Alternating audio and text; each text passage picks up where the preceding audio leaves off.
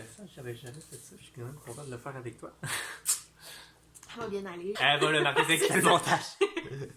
Hello, bienvenue sur Encore une page.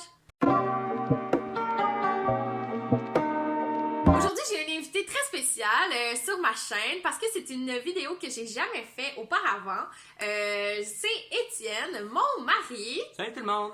Donc, tu peux te présenter premièrement, puis après, je vais expliquer qu'est-ce qu'on va faire. Bon ben, ok, moi c'est Étienne, je suis le mari d'Anne-Claude, j'ai 24 ans, puis je travaille dans l'éducation de l'enfance, mais comme Anne-Claude, je suis aussi enseignant de formation. Ouais. Donc, il travaille avec les petits-enfants, là, donc de 0 à 5 ans. Donc, ce qui est différent de moi, puisque moi, je suis au secondaire, donc 13 à 17 ans. Étienne, c'est pas la personne que je connais qui lit le plus, mais c'est la personne que je connais qui aime le plus lire des histoires aux autres. Fait que je trouvais ça intéressant de l'avoir sur ma chaîne pour qu'il nous fasse des recommandations de livres jeunesse. Peut-être que vous avez des enfants ou des petits frères et sœurs ou des neveux et nièces et vous aimeriez trouver un livre qui leur plaise. Donc, c'est ça, il va nous faire des recommandations de livres pendant cette vidéo-là. C'est ma première vidéo sur YouTube, j'ai pas beaucoup d'expérience, alors j'espère que je vais réussir à capter votre attention. Avant de vous parler de mes suggestions, je voulais parler des critères qui ont fait que j'ai choisi ces livres-là. Les raisons pour lesquelles j'ai choisi ces livres-là et que c'est ces livres-là que j'utilise avec mes jeunes de 3-4 ans. Les critères, c'est que les jeunes, ils savent pas lire dans mon groupe. Alors, eux autres, l'important, c'est vraiment les images. Est-ce que l'image est attrayante? Est-ce qu'elle est intéressante? Est-ce qu'elle est claire? Est-ce que les images ont besoin d'être très colorées ou originales? Ou est-ce qu'il y a quelque chose qui plaît plus aux enfants? Ou... Ben, dans mon opinion, moi, de ce que je vois, je dirais que la couleur... les couleurs prédominantes, genre le bleu, le rose, le jaune, c'est assez frappant, ça les marque beaucoup les enfants, mais je pense pas que c'est quelque chose de nécessaire pour faire des belles images. OK. Deuxième critère? Deuxième critère, moi je dirais la simplicité dans l'écriture. Même s'ils savent pas lire, mais les adultes qui les accompagnent, eux autres, ils savent lire l'histoire, puis si le texte est long et a tout plein de définitions et de terminologie, définitions compliquées comme si on était dans un cours d'université, ben à la première page, c'est définitif, les jeunes ont perdu l'intérêt. Donc, c'est trop de détails, ça les perd. Juste assez de détails, droit au but, parfait. donc des phrases simples et courtes. Pas de mots compliqués. C'est mieux que des longues phrases, puis un récit assez court aussi. Ouais. Puis pas de mots compliqués, des mots très simples parce que leur vocabulaire n'est pas assez développé, ils sont pas encore rendus à l'école. Le vocabulaire d'un enfant de 3 ans, c'est combien de mots déjà à peu près? Ben, à la fin de l'année, on essaie que le vocabulaire s'étende jusqu'à environ 500 mots. C'est pas énorme. Le moment d'expliquer des mots nouveaux puis difficiles. Il faut que ça reste dans des choses qui sont dans leur réalité. Exactement. Est-ce que tu avais un autre critère? Oui, j'ai un autre critère, je dirais la durée. Dans le fond, plus le livre est long, plus, avec mon expérience, les jeunes perdent l'intérêt. Ça veut dire que s'il y a trop d'étapes, puis que les étapes du récit, je me rappelle plus nécessairement, mais que c'est long avant de se rendre soit à l'apogée, soit au dénouement principal, mais c'est là que ça devient dangereux parce que si pour nous c'est long, imaginez-vous pour un enfant comment que c'est encore plus long, puis qu'ils sont juste genre, je peux-tu y aller? Ouais, non, moi je comprends ça, là. J'aime pas ça, les longs livres, pour cette raison-là. Fait que, premier livre que tu nous présentes, c'est... Mon premier livre, un de mes coups de cœur depuis que je suis à la garderie, c'est Je t'aimerai toujours de Robert Munsch. Je sais pas si j'ai écrit c'est Robert Munsch ou Robert Munsch. Vous me le direz si je le dis comme il faut. OK. Je peux le tenir pendant que tu parles. Oui, merci. C'est les éditions... Oh mon Dieu, j'ai jamais fait ça. Dans le fond, c'est les éditions de A Firefly Book. Donc, c'est un auteur pour la petite enfance. C'est un Canadien anglais qui, lui, a sa réputation dans l'écriture jeunesse. Puis, je t'aimerai toujours. En gros, l'histoire, c'est l'évolution d'un bébé qui devient grand, puis qui vit avec sa mère. Puis, sa mère, depuis sa plus tendre enfance, lui chante la même berceuse. Peu importe l'âge que l'enfant a. On commence à 0, après ça, il y a 2 ans, après ça, il y a 9 ans, après ça, il y a 14 ans, après il y a 18 ans, après ça, il y a 40 ans. C'est cute! Donc, on voit cette évolution-là, puis moi, ce que j'aime faire avec la comptine qui revient aux 2 pages, c'est leur faire chanter à la fin, les enfants, ils la connaissent toutes, comme ça. Fait que ça devient comme un... Participatif. Une partie... c'est bon, c'est collaboratif, tu gardes leur attention, puis moi, ce que j'aime, c'est les images, c'est tellement simple, c'est tellement beau. Ben, c'est pas simple, mais pas besoin d'autant de détails, là, cette page couverture-là. Oui, il y a beaucoup de détails, mais si vous voyez juste la première, c'est juste la mère et son bébé, c'est juste tellement beau. C'est vrai, ça a l'air tout doux comme livre, puis ça sent vraiment bon. C'est comme, on dirait qu'il est neuf le livre, là, puis il sent bon. Ça, c'est un nice perks to have. Mais moi, je vous le recommande vraiment pour petite enfance, puis même primaire. Moi, je l'aimais encore, mais ça, c'est mon histoire personnelle avec ce livre-là qui m'a toujours marqué. Fait que c'est un coup de cœur, littérature d'enfance de très longtemps, quand toi t'étais enfant. Définitivement. Okay. Et t'as-tu un deuxième livre? Là, je vois que t'as une pile de petits loups. Moi, ça m'intrigue parce que on n'avait pas ça quand on était enfant, les petits loups, puis là, c'est partout dans les librairies. Vraiment une grosse collection de petits loups. Je pense que c'est vraiment des livres qui sont populaires auprès des enfants avec qui tu travailles. Mais c'est ça, Petit loup, c'est écrit par Oriane Lallemand, puis je crois que c'est les illustrations, c'est de Éléonore Tuillier. Je sais pas si...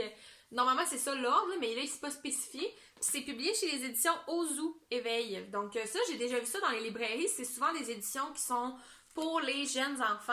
Est-ce que tu peux un peu nous parler de pourquoi t'aimes les petits loups? Pourquoi, justement, t'en as autant? Là, comme, c'est ça. Moi, ça m'intéresse. La raison pourquoi j'en ai autant, c'est parce que les petits loups, ce que j'apprécie, c'est des histoires courtes, très colorées, des personnages... C'est toujours les mêmes personnages. Les personnages sont très remarquables. On les reconnaît très facilement. On peut s'attacher à eux. Puis, dans chacun des livres de la collection de Petit Loup, chacun a une morale là. Anne-Claude, elle tient Petit Loup a peur du noir. Donc, ça, c'est qu'elle a difficulté à dormir sans avoir peur du noir. C'est des choses que les enfants vivent, là. OK. Petit Loup fait une colère. Petit Loup va à la plage. Puis, il y a des mentions, des fois, plus éducatives comme Petit Loup se brosse les dents. Petit Loup va sur le petit pot. Puis, il y en a que c'est plus de l'humour. Il y a aussi Petit Loup devient grand frère. Ça, c'est pour le social. Petit Loup ne veut pas partager. Bref, je trouve ça tellement simple. Je trouve ça tellement génial en si peu de pages. Puis avec des personnages aussi intéressants que Petit Loup, sa petite sœur, ses parents, qui ont toutes leur personnalité. Mais là, on s'avoue qu'on est pas mal concentré sur Petit Loup. Les enfants, est-ce qu'ils s'identifient au personnage de Petit Loup? Est-ce qu'ils le trouvent gentil? Parce que souvent, les loups dans les contes pour enfants, c'est pas des gentils personnages. Ben, ils l'ont rendu gentil dans l'illustration, je constate. Là, ça, c'est mon opinion. Là, comme, il a pas l'air méchant du tout. Là, ça a juste l'air d'un enfant genre de 4-5 ans qui découvre la vie, mais qui à la place que ce soit un humain, ce soit un petit loup. Puis... c'est cute! C'est vraiment même quand il est fâché, contrarié, là, tu vois juste qu'il est pas content, mais tu vois pas qu'il est en train de grogner ou qu'il va attaquer quelqu'un par surprise. Là, Puis il existe comme une version un peu plus vieille du petit loup. Ça, c'est comme, tu dirais, c'est 3 à 5 ans, genre? Ouais. Peut-être plus jeune? Même 2 ans, il serait capable, mais avec accompagnement beaucoup. Là. OK, pour lui rappeler qu'est-ce qui arrive, là. OK. Il y a aussi le loup, qui est le grand loup. Moi, j'en ai juste un, c'est le loup veut changer de couleur. J'aime beaucoup, c'est ça. Encore une fois, les couleurs, la simplicité du personnage, à quel point il est attachant, sa personnalité est frappante. Sa personnalité est remarquée. La chose que j'aime moins avec les petits loups, là, j'ai pris celui que j'aimais le mieux parce qu'il était un petit peu plus court. C'est que les histoires en général sont très, très longues. Puis souvent, quand je lisais... Tu veux dire, qu'est-ce que t'aimes moins avec le loup versus le petit loup? Parce que là, t'as dit ce que j'aime pas avec les petits loups. Ce que j'aime un peu moins avec le loup, c'est plus souvent, ils sont plus longs. Il y a beaucoup plus de détails. Donc, pour des plus jeunes enfants, comme j'ai dit tantôt, plus que de détails, plus que c'est long, on va se rendre soit au dénouement, soit à l'apogée de l'histoire. Okay. Plus vite on perd l'intérêt, plus... fait que c'est fait pour des enfants un peu plus vieux quand même, qui ont une meilleure attention. Là. C'est pas pour des 2-3 ans. Là. Non, c'est ça. Par contre... à 3 ans, moi, ils sont capables de le lire, mais ce que je fais des fois, c'est quand je vois qu'ils n'ont plus leur intérêt, je propose, OK, on peut arrêter ici, on va le relire demain, regarde, puis je le montre ici, c'est ça l'image. C'est bon. Fait que tu peux juste le segmenter pour arriver à le lire au complet. Mais c'est sûr que les enfants doivent être contents de retrouver le loup qu'il y avait quand il était plus jeune. Il y avait Petit Loup, puis là, c'est comme la version évoluée. Mais c'est le même loup? Ouais, c'est le même loup. Oh, cute. Mais je sais pas pourquoi, mes jeunes en particulier, mais je pense que c'est plus à cause de la tranche d'âge, mais il s'attache plus au petit loup, ce qui est plus proche en âge. Puis je pense que le loup, ce serait un peu plus vieux. Je pense qu'il serait vraiment d'âge plus enfant, de ce que j'ai compris, que enfant primaire. Là. OK. Là, tu voulais nous parler d'une autrice québécoise que t'aimes beaucoup pour la petite enfance. Ben, la petite enfance et l'enfance. Moi, j'irais même de mon point de vue de 3 à 12 ans, même plus pour ceux qui aiment les histoires plus illustrées, tu peux le montrer. Donc, je sais pas. Tu veux nous parler de Élise Gravel. Oui. Là, c'est le seul livre qu'on a chez nous de Élise Gravel. C'est Le Moustique, c'est publié chez La Courte Échelle. Élise Gravel a publié, je pense, dans 3 maisons d'édition différentes. Mais toi, tu voulais nous parler surtout d'un récit de Élise Gravel que t'aimes beaucoup. Moi, j'aime beaucoup Ada la grincheuse en tutu.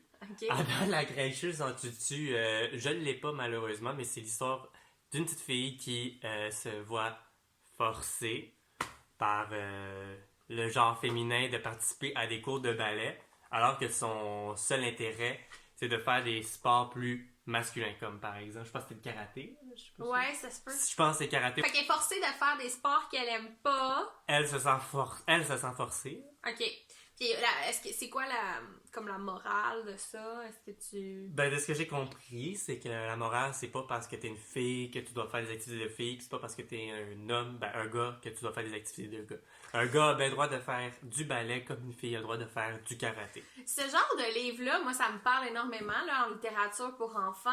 Est-ce que les enfants le reçoivent bien? Est-ce qu'ils sont d'accord avec le message ou ils trouvent ça un petit peu comme nous autres quand on se faisait parler de l'intimidation au secondaire puis on était comme arrêtez s'il vous plaît, tu sais, est-ce que les enfants ils aiment ça, entendre des histoires de personnages comme Je dirais avec la petite enfance, ça leur a passé 25 000 pieds par-dessus la tête. Ben, non, mais c'est bon, ça veut dire que justement, ça fait juste leur montrer différents modèles sans mettre de pression sur genre comprendre le message, puis l'ouverture d'esprit, puis tout. C'est juste vraiment comme voici un modèle de fille qui ne veut pas faire des sports de filles. Puis s'il y a des petites filles qui s'identifient à ça, ou des petits gars qui s'identifient à moi, j'aimerais mieux faire des activités de petites filles, ben ça fait juste présenter d'autres modèles. Fait que c'est l'objectif de ce genre de livre. Exactement.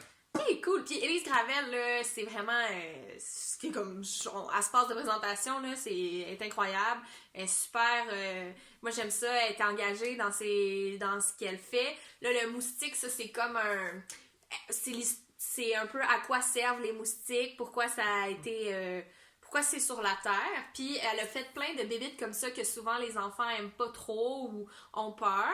Puis ben, je trouve que justement, ça explique comme la science un peu de façon drôle, puis cute. Fait que, génial. Est-ce que je peux rajouter un autre livre? Moi, j'aime beaucoup le Glurbe. Glurbe? Le Glurbe. Hein, je sais pas si je le dis comme il faut, mais le Glurbe, dans le fond, c'est un livre qui parle d'un glurbe. Et un glurbe, c'est un monstre. Puis quand on parle de monstre, souvent, les enfants, de ce que je connais, ont pas un amour très, très fort pour les monstres. Okay. Mais c'est un monstre qui est vraiment aimable. Puis chaque page, c'est genre comment s'occuper d'un glurbe si tu dois en adopter un. Puis moi, je l'avais lu dans le cadre d'un de mes tutorats avec un de mes élèves qui était en 6e année à l'époque. Puis il était en classe d'accueil. Fait que pour un premier livre en classe d'accueil, le glurbe, ça l'a vraiment marqué. Lui, littérature jeunesse, dans sa tête, c'était Élise Gravel, justement. Parce que c'était juste... Qu'est-ce qu'il m'a dit, c'est... La couleur, les personnages, le texte est court, il n'y a pas trop de mots compliqués, puis ça amène quelque chose de différent à des sujets plus tabous, si on peut dire ça de même. C'est cool. Puis j'étais comme, c'est donc bien réfléchi. Oui, c'est vraiment cool. Je l'ai trouvé vraiment bon. Ok, il te reste 2 choses que tu voudrais présenter. Moi, j'ai un coup de cœur depuis toujours pour les Monsieur Madame des éditions Hachette. Ouais, là, ça, on le sait, là, ça se passe de présentation. C'est qui écrit ça, en fait? Roger Hargreaves. Hargreaves. Ouais. Hargreaves. Mais, ben là, je pense que vous savez c'est quoi, là, les Monsieur Madame, là. Ben oui, vas-y. Ouais, bon. Ben, monsieur, madame, c'est... en gros, ils choisissent un trait de caractère, puis ils en font un personnage. Donc, par exemple, ici, c'est Madame Têtue. C'est une personne qui est têtue et elle va rencontrer des problèmes ou ça va être comme... Qu'est-ce que serait la vie si on était seulement que têtu? Fait que c'est vraiment drôle, puis ça amène une réflexion. Puis comme Étienne le disait, les textes sont quand même courts, il y a beaucoup d'images, mais je vois qu'il est quand même épais, là, parce que à chaque page, il y a un bon paragraphe, puis il y en a pas mal des pages, fait que ça doit quand même être une longue lecture à faire. Là. Oui, mais par contre, moi j'ai été capable de les garder en haleine parce que dans les Monsieur et Madame, ce qui est intéressant, c'est que peu importe le monsieur ou peu importe la madame que tu es en train de lire, il y a des parallèles entre les histoires. Par exemple, Madame Tétu, tu peux retrouver Monsieur Costaud ou tu peux retrouver Monsieur Lent dans l'histoire de Madame Tétu ou vice-versa. Puis souvent, moi, j'ai des jeunes qui trippent sur, par exemple, Monsieur Chatouille. Puis là, quand il va dans Monsieur Lent, Monsieur Lent travaille avec Monsieur Chatouille. Ils sont genre, ah, c'est Monsieur Chatouille! Ah! Mais c'est ça, ce qui est le fun aussi, c'est que tu peux choisir des Monsieur, Madame qui s'appliquent à des qualités ou des défauts que tu aimerais voir ou moins voir dans ton groupe. Je m'explique, comme l'autre fois tu me disais tes enfants, les enfants de qui tu...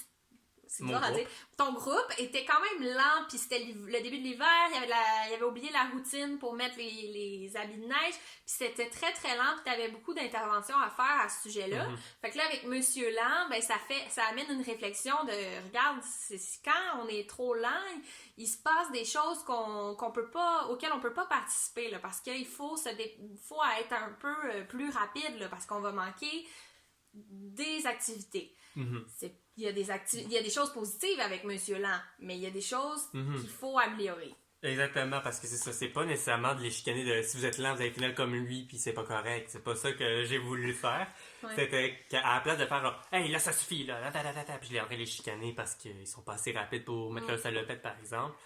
Ben, de faire mon intervention avec ce livre-là, puis de leur montrer qu'il y a des, comme a dit Anne-Claude, des hauts à être lents, puis des bas à être plus lents. Puis que c'est correct de prendre son temps, mais aussi accélérer le rythme à ses avantages.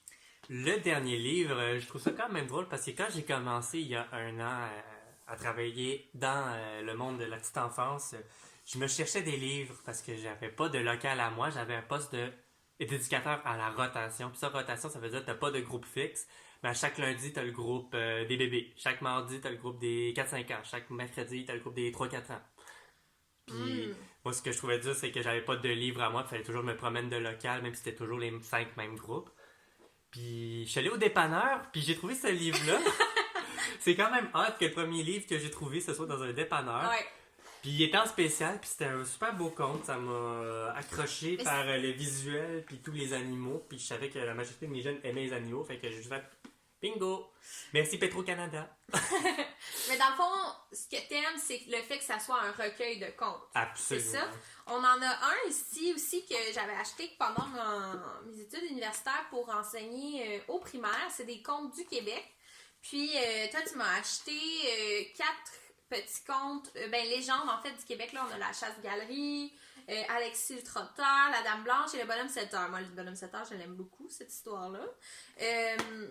Donc, toi, c'est ce que tu conseilles, en fait, comme, mettons qu'on aurait un cadeau à faire à une famille avec des enfants, ce serait peut-être plus un recueil de contes étant donné de la polyvalence. Exactement. Ouais, tu m'enlèves les mots de la bouche. C'est exactement ça. Est-ce que tu trouves que les contes traditionnels, tu sais, mettons Perrault, les frères Grimm, Anderson et tout, est-ce que ça écho chez les enfants ou c'est mieux quelque chose un peu plus... tu sais, des enfants de 3 ans, là. Est-ce que c'est trop compliqué comme histoire?